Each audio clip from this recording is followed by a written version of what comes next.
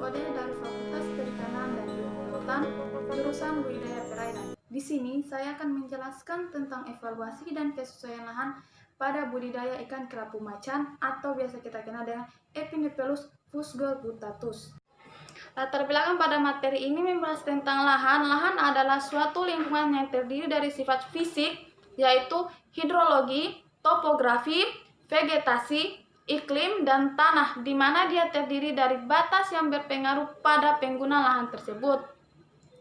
Adapun kesesuaian lahan pada aquaculture dapat memberikan tekanan seminim mungkin pada lingkungan agar dapat memberikan potensi maksimum terhadap pertumbuhan komoditas, meminimumkan biaya produksi, dan mencegah terjadinya konflik pada sesama pengguna, dan dapat membuat pengguna bersifat rasional.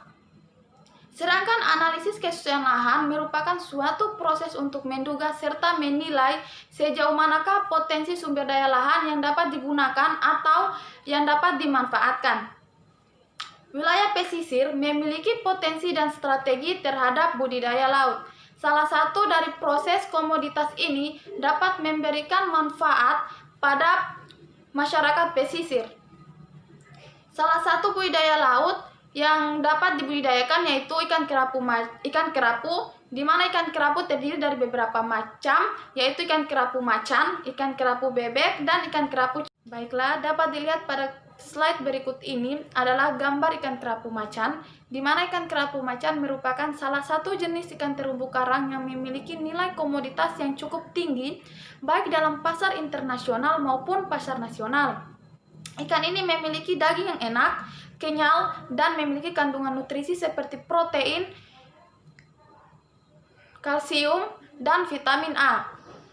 Ikan ini pun masuk dalam klasifikasi yaitu Kingdom Animalia, Phylum Chordata, kelas Osteoteis, dan ordo Percomorphi, famili Saranidae, genus Epinephelus, dan spesies masuk dalam Epinephelus fusgutatus.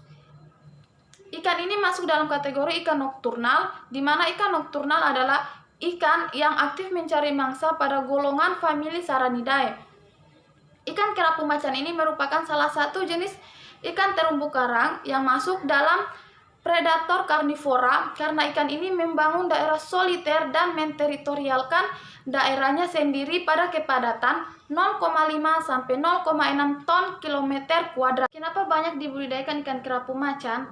Karena ikan kerapu pun memiliki nilai harga yang cukup mahal, berkomoditas unggul, dan banyak permintaan dari konsumen, baik itu dari nasional maupun dari pasar internasional. Pada slide ini membahas tentang solusi budidaya, di mana kita membutuhkan solusi untuk budidaya ikan kerapu macan, karena bila terus-menerus diambil pada alam, dapat menyebabkan ikan kerapu macan mengalami penurunan atau bisa jadi kepunahan, sehingga dibutuhkan pembudidaya seperti keramba jaring apung. Pada pemilihan lokasi untuk budidaya keramba jaring apung pun harus sesuai, di mana harus pada perairan yang tenang, terhindar dari badai, dan mudah dijangkau. Adapun bagian-bagian pada KJA yaitu terdiri dari beberapa, yaitu rakit apung, kurungan, pelampung, dan jangkar. 4 bagian ini sangat penting untuk pembuatan keramba jaring apung.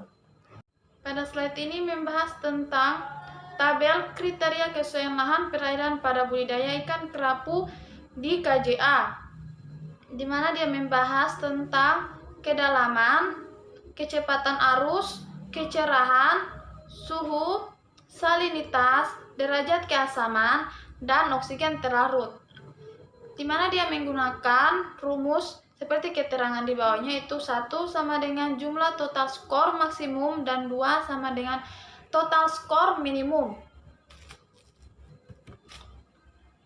Pada tabel yang kedua membahas tentang kelas kesesuaian parameter fisika kimia pada perairan.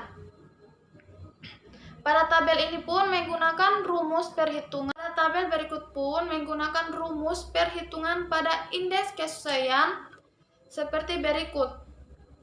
Keterangan dari rumus ini yaitu 1K sama dengan indeks kesesuaian, NI sama dengan nilai parameter K1, Nmax sama dengan nilai maksimum atau nilai minimum pada kelas, N sama dengan 1, 2, 3, dan seterusnya. Evaluasi kesusahan pun membutuhkan parameter kualitas air, di mana parameter kualitas air terdiri dari 3 sifat, yaitu sifat fisika, sifat kimia, sifat biologi. Di mana sifat fisika terdiri dari suhu, temperatur, intensitas cahaya, kecerahan, dan kecepatan arus. Dan sifat kimia pun terdiri dari pH, salinitas, oksigen terlarut, amonia, karbon dioksida atau CO2, nitrat, dan semisal oksigen denemat. Dan sifat yang ketiga itu sifat biologi. Sifat biologi terdiri dari bakteri dan plankton. Plankton pun terbagi menjadi 2, yaitu fitoplankton dan zooplankton. Dapat dilihat pada gambar di slide ini. Ini adalah proses pembudidayaan ikan kerapu atau ikan kerapu macan. Parameter pada ikan kerapu macan yaitu suhu harus setinggi 24 sampai 31 derajat Celcius, salinitas 30 sampai 33 ppt, dan DO lebih kecil dari 3,5 ppm, dan pH terdiri dari 7,8 sampai 8. Ini menurut Ahmad 2009.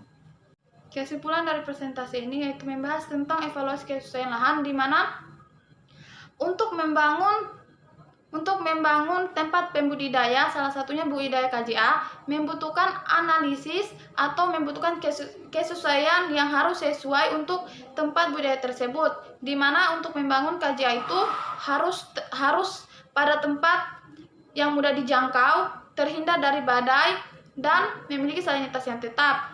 Pada evaluasi kesusahan lahan pun harus terdiri dari 3 sifat, yaitu sifat fisika, sifat kimia, dan sifat biologi. Sekian dari presentasi saya ini.